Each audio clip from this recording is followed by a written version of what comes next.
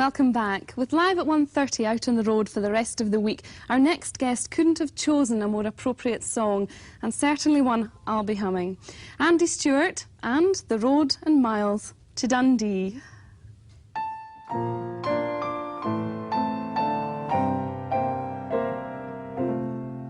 Cold winter was howling o'er moor and o'er mountain, and wild was the surge on the dark rolling sea. When just about daybreak I met a young lassie, who asked me the road and the miles to Dundee. Said I, my young lassie, I canna weel tell ye, the road or the distance I canna weel gie. But gin ye'd permit me to gang a wee bit, I'd show you the road and the miles to Dundee. At once she consented, she gied me her arm. Ne'er a word did I speir what the lassie might be.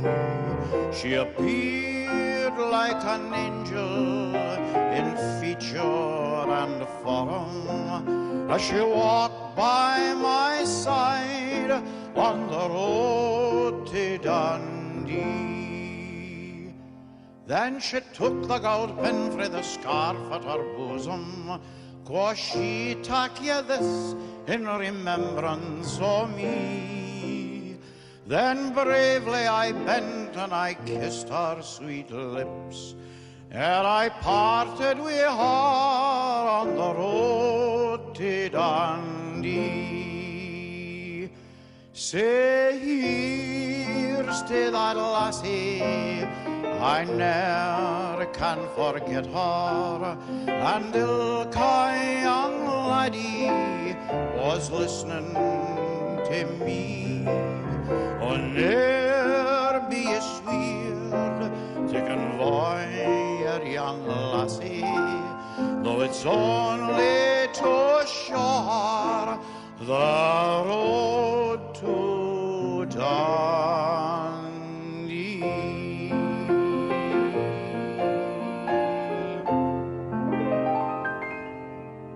Our next guest has travelled many miles in his career, and life for him since his retirement remains busy as he still travels to Canada and other exotic countries. He's travelled a few miles from his home in Banchory to speak with us now. Andy Stewart. Andy, you're very welcome. Thank you. It's nice to be home. It's home, is it? STV, yeah. Right? Glasgow. Yeah. Because you were on one of the first shows on STV, but before that you had a #1 hit that was a hit right across the whole English-speaking world, and that's taken you a few miles across the world, hasn't it? Well, I say it to correct you, but I really wish it had been before that. No, it was after that. I was STV, I think, opened in 1957, and I was here with a show called Dance Party Roof. 1958, and I was lucky enough to be asked to take over from the 1 O'Clock Gang, fabulous 1 O'Clock Gang, in 1958 with a summer show called Summer Fair.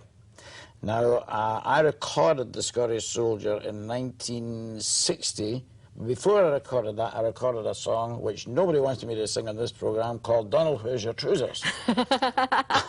And the day it was due to be issued, the record company went bust. So there was no connection at all, I can assure you. And then they issued The Scottish Soldier, and it went up the charts everywhere. And they had this follow-up with Donald, Where's Your Trousers? And my first tour was to Australia in 1961. And they only knew me from A Scottish Soldier. It was a 10-day whirlwind tour of Australia. And I arrived, and they immediately picked on this very graceful looking. This fellow looked as if he should be a baritone. So it was a bit of a mix-up. I was alone at the airport in Sydney, and they were all rushing round with a pipe band round this poor, confused Yugoslavian. And then we did the show, and of course they were waiting for me to come on and sing I Have Seen and Loch Lomond and all the rest of it. And I'll never forget the look in the promoter's face when I went on and did my jokes and my impressions and did sing A Scottish Soldier. But, I mean, you could be sued. You have in my contract I'm a singer. And I sing songs, but I'm not really a singer. And that's exactly what he said, because he came busting round to my dressing room afterwards and he said, "Oh, geez, Ant, we were expecting a singer." Well, you sang for us, and we survived that, but you became a full-time, all-round entertainer after your days in the Royal Scottish Academy of Drama, didn't you? Yes. I was at school like everybody else, and I was determined on a career either in science or literature, I think, and not the two things seem to oppose one another, but they don't really. My father was a science teacher, and so I had to be good at the science, you see, and I loved English and history. And then suddenly a teacher whom I absolutely worshipped at the time, a man called John Hutchison, our head English teacher, said to me, "Have you never thought about a career on the stage?" And this was just after a school performance, and that was me. That was it.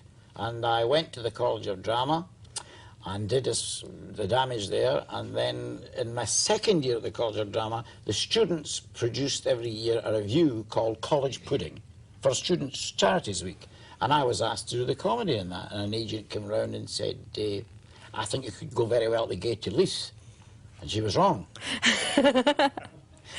But one other thing that you got out of the college, you met your wife. Yes, not downhill to your wife, surely. Pardon? You met your wife when you were at college, didn't you? Yes, I did, yes. She was at college at the same time as myself. And we met, and I fell in love the first time I saw her, and I came back to the digs, and I said to the two lads I was sharing, 4 actually, but we'll say 2. And I said to them, "I've met the girl I'm going to marry." And did they believe you? Of my word. Yes. They did. And you've been married how long now? 32 years this year.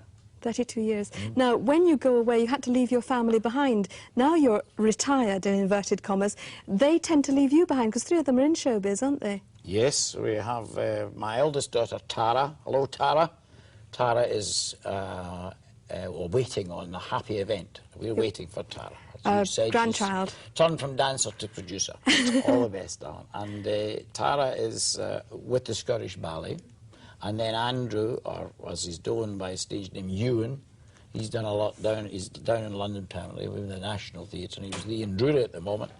And Debbie, who's now married and lives in Cults, she has a family, and she was on the stage. Lindsay's a dance teacher. Melanie's nothing to do with it. Lovely. Andy, your family must enjoy you now. Thanks very much indeed.